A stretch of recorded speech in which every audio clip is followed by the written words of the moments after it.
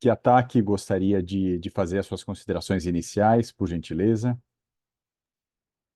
Boa noite, pessoal. Queria agradecer ao Mark e toda a equipe, né, por mais essa edição, a primeira edição do ano, né? Cumprimentar também os nossos debatedores aqui, a Tatiana, a professora Ogata. Sempre um prazer estarmos aqui, né, trocando ideias, sempre aí discutindo possibilidades, novos caminhos, né, e os desafios da nossa saúde, que são muitos, né?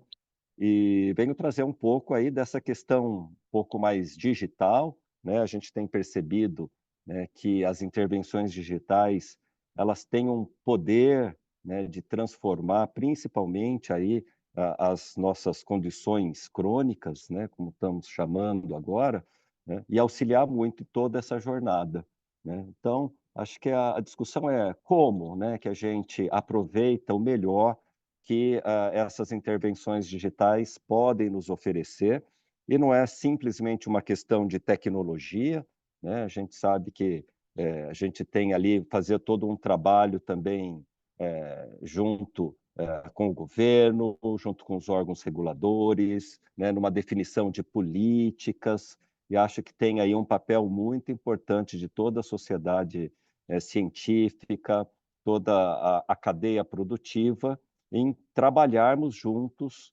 nesses pontos. E aí que a gente vai discutir, né, quais são esses pontos prioritários, né, em que achamos que devemos trabalhar nesse ano, né?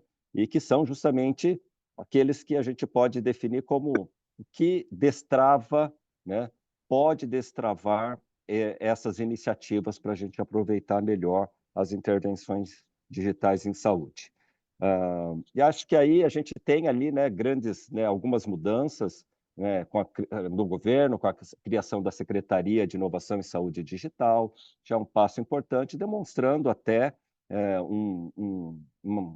uma priorização do Ministério da Saúde para essa questão, né, da saúde digital e suas intervenções, né? Mas ainda assim é tudo muito precoce ainda, né? A gente vê que carecemos aí muito ainda de informação, né, de uma participação da sociedade civil organizada, também junto com o governo. Então, acho que esse é um pleito muito importante que a gente precisa fazer, né, para que também o governo não faça a definição das políticas de uma maneira desarticulada, né, ou sem uma visão um pouco mais completa aí de todo o cenário, né? Eu entendo que o SUS é sempre toda a saúde, né, mas muitas vezes o governo olha para o SUS como sendo a saúde provida só pelo governo, né? Então, o entendimento é que tem essa visão mais ampla, também contemplando a saúde suplementar, né, e toda a cadeia produtiva.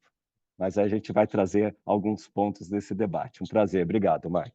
Vou então passar para o Kiyotaki, que também, né, que é um grande especialista aí nesse tema, né, para que ele possa contar um pouco para a gente, né, se além do câncer, outras áreas, né, outras condições crônicas também se beneficiam desse avanço, né, agora da navegação da pessoa com outras condições, não só com câncer, né, é, com- graças à tecnologia, mas uma questão que eu sempre me faço, né, se o que a gente está procurando são novas tecnologias, ou se a gente está precisando identificar quais são as tecnologias boas que já existem e ampliar essas que já existem, ou se a gente precisa continuar correndo a procurar novas e melhores tecnologias.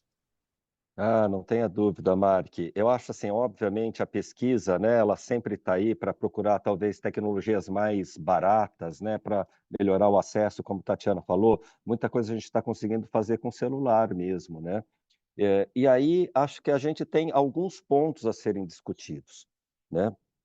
Primeiro, quando a gente está falando no desenvolvimento de tecnologias, o que eu sinto falta e uma necessidade, e trouxe isso um pouco também para a questão da nossa priorização, é que muitas vezes os pesquisadores, se essa tecnologia ela vem da universidade, muitas vezes ela fica ali com pouca abrangência, digamos assim, porque muitas vezes o pesquisador acadêmico ele não tem tanto apelo de marketing, digamos assim.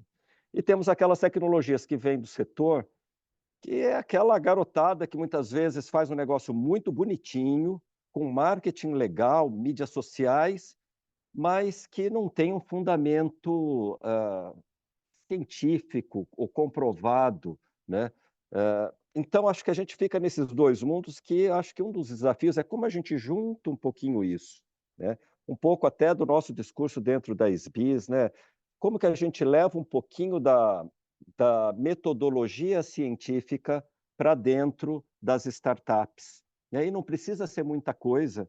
E aí eu digo: "Puxa, o que a gente precisa talvez trabalhar de uma maneira mais básica é, você consegue nos falar um pouco da efetividade, não estou nem falando da eficácia, mas da efetividade da sua intervenção? A sua intervenção pode ser um app, pode ser uma telesaúde, né, uma intervenção digital. Mas de repente, pô, você já colocou isso para tá aí em produção, né? Ninguém está falando do pré-produção, mas você já pôs, já está aí. Cara, e aí? Como que está? Em que população que isso está? Qual que é a efetividade, né? Está melhorando mesmo? É um software de emagrecimento? Está emagrecendo mesmo? Está surtindo efeito? Em qual população? Né? Porque daí todo mundo fala, não, tá, é uma maravilha, emagreceu um monte de... Mas em qual população, né? De repente funciona mesmo dentro daquela população, né? E ali que eu acho que é o momento em que a gente vai estar falando muito agora da inteligência artificial, né, dos próprios sistemas computacionais darem algum suporte à decisão de um profissional de saúde, e aí, ele vai acreditar naquilo lá? O computador está falando que acha que a gente tem que seguir este tratamento. Com base no que o computador está falando isso, né? Então acho que a gente tem que olhar para a nossa indústria de tecnologia, nossa indústria de inovação e falar: "Olha, você precisa começar a medir a efetividade e transmitir com mais clareza como que você chega nesses resultados".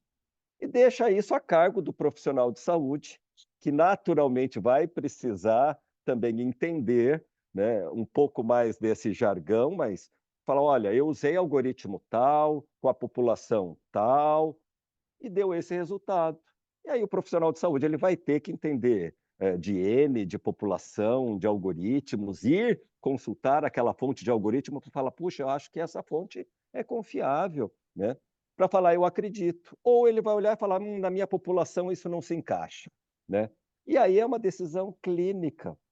É, mas acho que a gente está num gap muito grande ainda, né, que aí a gente entra nessa vibe de que legal, olha, está dando resultado, a gente tem taxa de assertividade gigante, mas espera gente, né, vamos um pouco com calma. Então, acho que esse é um movimento importante para a gente trabalhar. E outro movimento, né, que aí são nas produções, como você está falando das novas tecnologias, né, Mark? Mas já tem tanta coisa produzida. E o que a gente tem? Talvez a gente tenha que trabalhar um pouquinho mais para trazer esses resultados de efetividade, né? Já está lá, está funcionando, onde que está funcionando? Não sabe fazer? Vamos ensinar esse pessoal a como medir, né? Já está lá em produção, né? Tatiana falou, a Universidade Federal do Paraíba já está lá com teleestomatologia. Vamos medir isso. Qual é o N? Qual é a população? Onde está funcionando? Vamos gerar os nossos artigos, ué, que é o instrumento que a gente tem de confiança, né? Mas a gente precisa acompanhar um pouco mais de perto. E para a gente ganhar essa escala, né, acho que a gente precisa de políticas. Então, muitas vezes, a gente tem um software que ele funciona, a gente viu que funciona, mas como a gente faz isso ser utilizado numa escala maior? E está longe de ser trivial isso, né? A gente está falando muito em telesaúde, né? E, puxa, para fazer a telesaúde funcionar, muitas vezes a gente vai escutar: "Ah, mas eu não tenho computador, eu não tenho internet", e a gente precisa entender isso também, né? Como que é a situação, muitas vezes é uma coisa muito básica, mas também não nos atermos só ao básico, senão a gente também nunca sai, né, não evolui muito pouco. Mas acho que a gente precisa ter essa visão mais integral. Acho que quando a gente trabalhou na estratégia de saúde digital, né, com 7 eixos, né, que foi publicado pelo Ministério, ele traz um pouco isso, a governança, a infraestrutura, padrões. Então, ele traz agora, quando a gente vê, é muito complexo isso, né? Como nos dividirmos, né, para falar, pô, você cuida disso, eu cuido daquilo, o outro cuida daquele outro, né? Mas a gente trabalha dentro de uma estratégia, que num tempo a gente sabe que converge, né. Então, eu trago essa questão, né, e professor Ogata, assim, sem dúvida nenhuma, né, acho que a gente tem questões muito básicas de educação, segurança, renda, né, distribuição de renda, né, a gente diz muito, né, que as questões sociodemográficas são muito impactantes na saúde, né, mas também acho que o Ministério tem, né, dentro dessas ferramentas que a gente já possui, né, das intervenções digitais, aplicativos, telesaúde, teletriagem, acho que a gente tem, né, o Ministério tem um papel também de dar uma orientação nesse sentido e um impulsionamento, né? Aí direcionar os próprios investimentos em pesquisa. E a gente vê, poxa, FINEP, CAP, FAPESP, muitas vezes investindo, ou patrocinando pesquisas de uma maneira não muito coordenada, né? Como a gente coordenaria isso para a gente ter uma pesquisa que cada um, né, consiga, a gente distribua essa verba para conseguir a cadeia como um todo, né, para a gente chegar lá no final, E travou. né? E então essa questão da política, eu acho que um papel nosso agora com a Rede Nacional de Dados em Saúde é trabalhar para que a gente consiga definir as jornadas digitais. Quais são as informações que nós precisamos ter digitais, né? E Tatiana está falando, ó, como que a gente faz, né, essa jornada? Mas quais são esses dados, Tatiana? O que eu preciso? A gente tem segurança de falar, olha, para câncer de boca é isso, para câncer de colo de útero é outra coisa, né? Para diabetes, que a gente está trabalhando bastante em diabetes, é outra coisa, né? E aí a gente trabalha por linhas, porque aí acho que a gente tem mais efetividade, né? Até hoje a gente tem trabalhado com o Ministério naquele negócio do conjunto mínimo de dados, prontuário único, mas aí quando eu vejo o prontuário único, eu venho para a Tatiana e falo, mas resolve seu problema de colo de útero? Ah, não resolve, que, olha, falta informação. Então a gente vai vendo que as nossas condições crônicas, elas têm jornadas específicas com dados específicos. Então acho que a proposição nossa era, vamos trabalhar para formatar, disponibilizar, identificar quais são esses dados para que a gente consiga aí o Ministério trabalhando na informatização, mas de uma maneira coordenada. Uhum. Já está aqui, Tatiana. Eu tenho visto algumas pesquisas, né, até investimentos aqui nacionais. Estou agora, nesse momento, até na Fiocruz Ceará, aqui a gente está acompanhando alguns projetos, inclusive de utilizar a tecnologia para tentar identificar um pouco do comportamento, né? Principalmente para essa questão da saúde mental, né? Será que a gente tem, né, como que a gente consegue, de uma maneira mais antecipada, conseguir identificar, né, um certo comportamento que possa vir a se manifestar de uma maneira mais intensa? E a gente vê, né, hoje que a tecnologia ela está tão, né, a gente está procurando intervenções digitais, né, para ver uma condição humana, e essa condição humana muito afetada pelo digital, né? Então a gente vê aí as mídias sociais, como isso, né, influencia principalmente a questão comportamental e que pode discorrer, né, para uma questão emocional ou mental, né, doutor Ogata? Aí, de repente, começa ali no emocional, né, se não é bem tratada, acaba indo aí para uma condição clínica mais grave, né?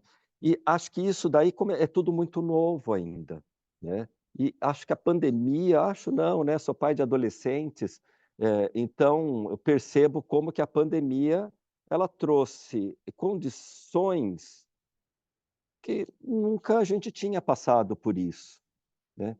E veja, é tão recente, como que a gente vai conseguir, né, determinar com clareza, né, talvez um CID, né, professor, será que a gente já vai ter um CID para uma condição pós-pandemia, de receio das crianças? As minhas crianças não queriam voltar para a aula mais, né, porque estavam com medo, né, e esse afastamento dessa convivência social, então, é muito complexo isso tudo, né? Então, acho que a gente também tem que usar agora, e tem um efeito que elas são mergulhadas, né, as crianças, principalmente os adolescentes, mergulhadas na tecnologia, com uma influência muito grande nesse comportamento. Como que é? Acho que tem muito campo de pesquisa, né? E acho que a gente tem que ter mais dados, né? Isso que eu falo até né, dos dados do real world, né? E de um papel até do Ministério nisso. Como que a gente coleta essas informações para que a gente tenha essas evidências de uma maneira um pouco mais rápida, né? Será que a gente, investigando o comportamento de uma pessoa no Instagram, eu já consigo ter um feedback de que está indo bem ou não está indo bem?